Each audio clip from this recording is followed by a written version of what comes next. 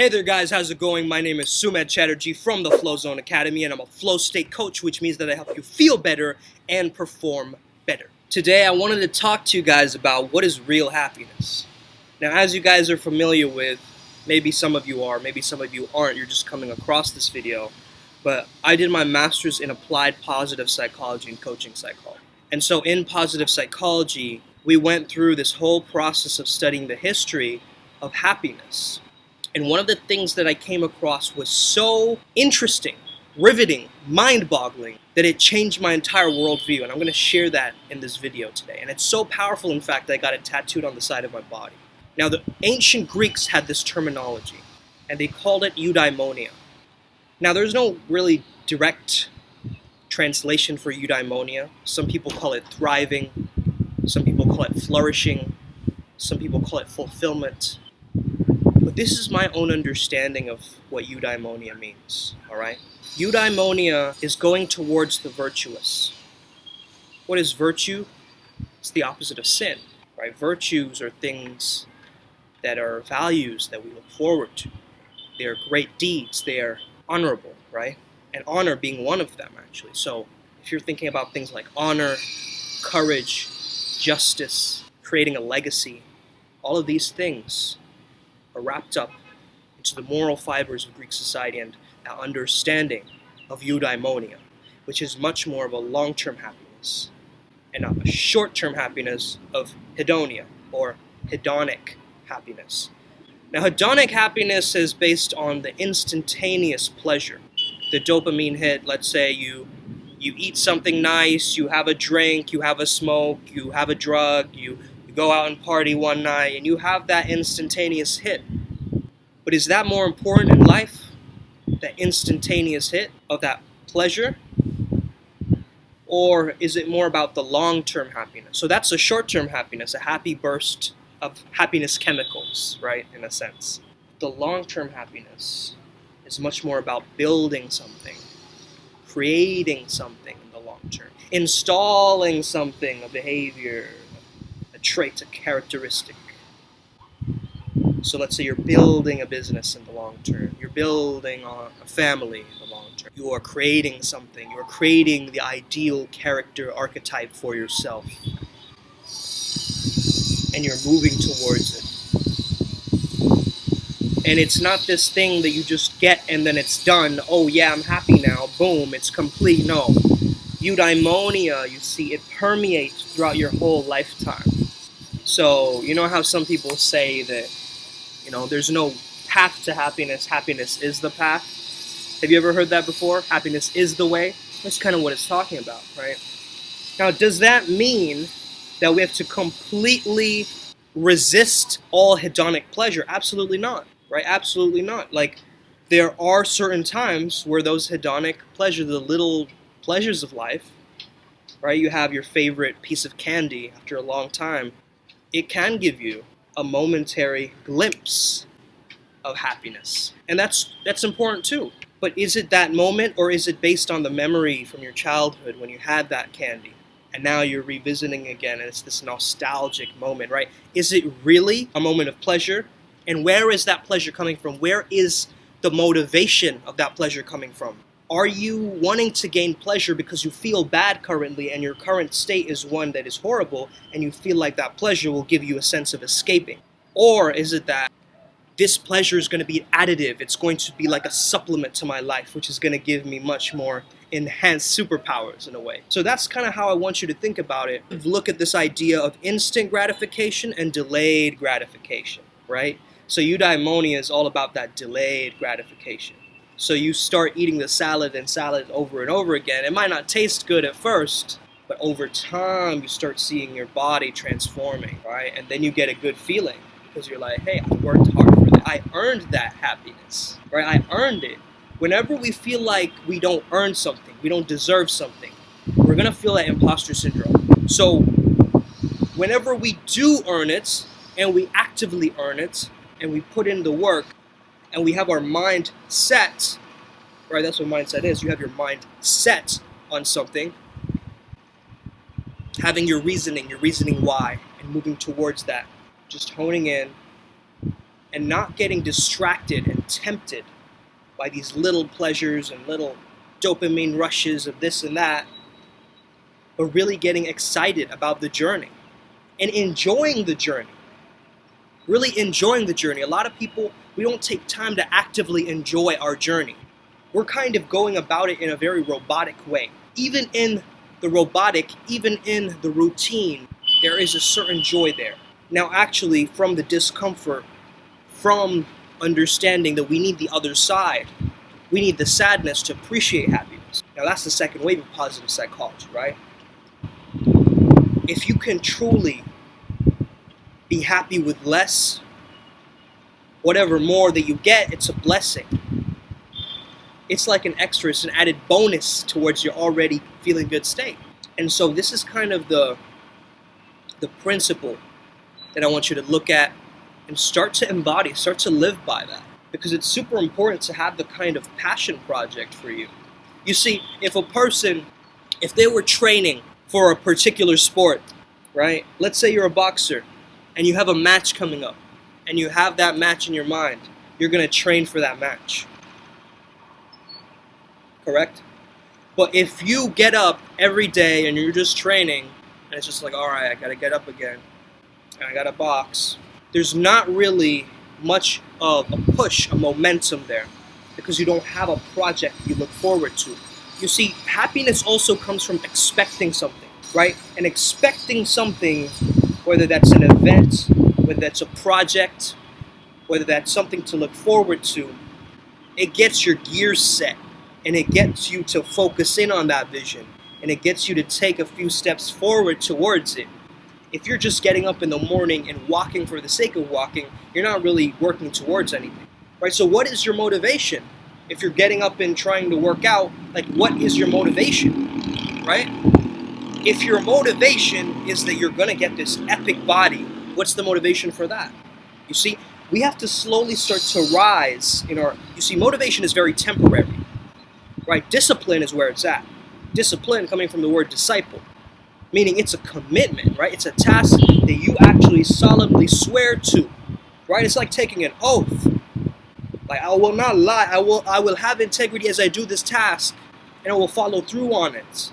Because nobody's checking, right? If you have that accountability, that's great.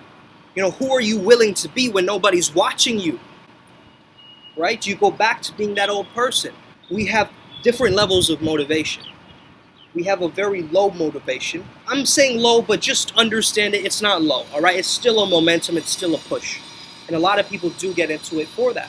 That's perfectly fine. Don't let anybody shame you for the reason why you want something, right? So when you start out on your journey, you are gonna start out in the low motivations. Like, I'm gonna prove someone wrong, I'm gonna get her back, I'm gonna do this thing which will make my ego feel gratified in a way. It's like I want people to see me and be like, damn, they got hot. You know, that's great. You know, you start out there, but then slowly as you start to evolve, you notice it's about that selflessness. So it goes from low up into this idea of like pragmatism, right? Like practical, like it's just helping me go out through the day, right? So as I start working out or like doing something, it's gonna start pushing me towards a new kind of character. It's going to help me stay more sharp and more focused in my work. It's going to help me maintain a calm composure, right? It's going to help me to transmute my lower frequency emotions towards much more higher frequency emotions, right? And then also, the final one, it's like it becomes an act of service. So you are working out, so you're giving other people the permission to work out as well. You're inspiring others. You're starting a movement. Raise the consciousness of the planet with the activity that you're doing. And that's the high motivation, right? Maslow had that thing where at the end of his career, you know, he was talking about transcendence that was even beyond self-actualization, self-transcendence, you know, having that contribution. So that would be the highest kind of cause. You got to really ask yourself, what is happiness to you? And I would say, like, if you associate happiness with success, that would be a great way for you to conduct your life. But also notice, don't make it this thing that, okay, I've unlock this level, and then what now? Because I've gone there before, right? And it's a horrible feeling. It's a horrible feeling once you get to your goal and then you're like, what now? I've done it already. Achievement unlocked, what now? You're gonna feel a kind of existential dread after that, right? So what I would advise you do is think of this like an ongoing journey and a spiral. So you're coming back towards yourself again. Like any movie, you notice the character comes back to the self. And so the self-awareness really builds that happiness because you know yourself, you start to understand others, you start to acclimatize, right? You start to adapt, you start to go into different places, right? And people start to remember you in different places. And you start to carry yourself, meaning what? You start to carry your own energy with you. And you start to have a sense of values and virtues. And that's what I'm talking about, guys. Eudaimonia is about those values. You know, what philosophy are you living by? What values are you emanating? And are you living by your principles and values? You might have values, but then you're living against your values. Then you're going to feel even more existential dread, right? You're going to feel like, man, I'm not a woman of my word. I'm not a man of my word.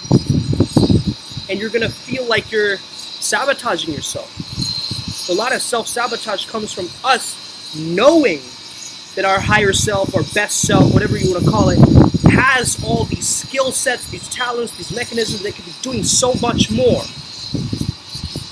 So ask yourself, where in my life right now am I playing small? Where can I unlock new levels of happiness in the video game? That's still there, but it's like I've got to change my approach now. Like, I know a lot of people where they were going to get to it towards retirement and they're just going to give up. They're just not going to follow any other passion, right? They're just going to laze around in the sun and read a book and do that, and that's okay. Right? That's your own life. But I'm saying there's a difference between ego and ambition, right? People on this channel, they wanted to have that ambition. They're upward spiral gang. So that does not mean be money-minded or whatever. It's like, that's fine. You going towards that is fine. But you living by your values, your philosophy, your lifestyle, you carrying yourself, you having virtues, creating this long-term vision for yourself and these goals, and you working through them, that's going to bring you a lot more joy, which is a cousin of happiness, you could say, right? Happiness is like a word that we've kind of distorted in culture. You get what I'm saying? We use happiness as a way to sell books to people, but happiness is not that. Happiness is a lifestyle, it's a way of living. It's a frequency, right? Once you can understand that, okay, I've gotten to my retirement, now I have another project that I'm working on. I have much more time for myself. I've been working all my life for somebody else maybe, perhaps, I don't know your life. Now you're retired, and now you're like, hey, I have time to do what I want now. But also, don't wait too long, right? Because when you get older, you're gonna not want to travel to places and all this kind of stuff. So, I mean, personally, I want to save a lot of my spiritual work in my later years. When I'm much older, I want to save a lot of my epic spiritual work for later on. Extending it. I mean, I'm still hyper spiritual, as you guys know, but the very, very deep levels of spirituality, I'm going to save to be the wise old man. I already have an image of me. All right? So, really understanding that and getting inspired by that, right? This is much more inspiring. It's like, once you have a vision for yourself, like, hey, I want to be like a superhero. I want to be like this kind of a character. I want to build that character over time. It's slowly going to chip away by my actions and the things that I'm doing. That's eudaimonia, baby. That's not a hedonic, like, you don't become a character one day and you're like, da-da-da-da, I'm super blank, right? And then the next day you go back to being your old self, you could say. It's not really your old self, it's just your younger self. But anyway, let's say that. You become your old self. Do you notice that? Do you notice that the person you were yesterday was younger than you, right? So you're like the older brother of yourself yesterday. You get what I'm saying, guys? So you got to maintain this energy with you. You got to take it. You got to make something from it. You got to cherish it, savor it, squeeze juice from it. You know what I mean? You have to keep going with it. A lot of times we don't actually push forward and allow the happiness to emerge. We want to squeeze the lemon, right? But at times what we do is we think like the lemon, we just squeeze all of it at once and then not cherish it, right? We'll just squeeze it all at once and throw it away. What you got to do is you got to hold the lemon, squeeze a little bit. The next day, squeeze a little bit more. The next day, squeeze a little bit more. right? And keep it saran wrapped in the fridge and then take it out again and squeeze a little bit more. All right, that's the process of you actually maintaining that and building that approach, which is much more Kaizen, right? It's like doing little things each day to get to that big goal. Dream bigger, guys. Dream bigger. You're dreaming way too small. Your dreams are way too tiny. Yeah, I want to be the best employee at my job. But that's minuscule. Let's start to get you to being, first of all, best employee in the world or in your country. Let's do that. Let's go there. And if it doesn't happen or does happen, that's not the point. That's not the point. The point is the energy maintenance. It's what you're creating. It's the vibrancy. It's the vibrancy. It's the flow state that you use as a vehicle to carry you towards where you want to go. Your flow state could be like a fighter jet, or it could be like an old carriage, like a buggy, like an old horse and carriage or something like that, right? It could be a hovercraft. It could be a Tesla. What is your flow state vehicle? And I'm using that as a metaphor, right? Your flow state can either take you super fast somewhere or it can take you super slow. But it's according to the fuel that you feed it.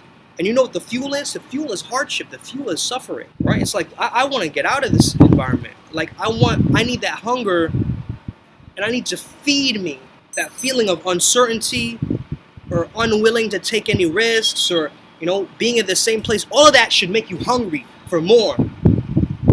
And not hungry like a ghost, with a small hole in the mouth. In Buddhism, they say the hungry ghosts, right? They're constantly searching for happiness, chasing away. You see, the way that you maintain and rewire yourself for happiness over a long period of time is having that gratitude, being grateful for what you have right now. And once you're grateful for what you have right now, you start to emanate a different kind of energy, right? And as you're emanating that different kind of energy, you're going to start getting more, because that gratitude is like a magnet, baby. It's going to attract so much into your life. You're going to start noticing it, and it's just inevitable. I was going through Joseph Murphy's Power of the Subconscious Mind book, and basically in that book he says, I'm paraphrasing, but it was something like, I claim that the infinite intelligence of my subconscious mind gives me everything that I ask for everywhere I go. That's a powerful mantra, right? So you're speaking to your subconscious mind. You got to try this out, guys. Write yourself a subconscious mind letter.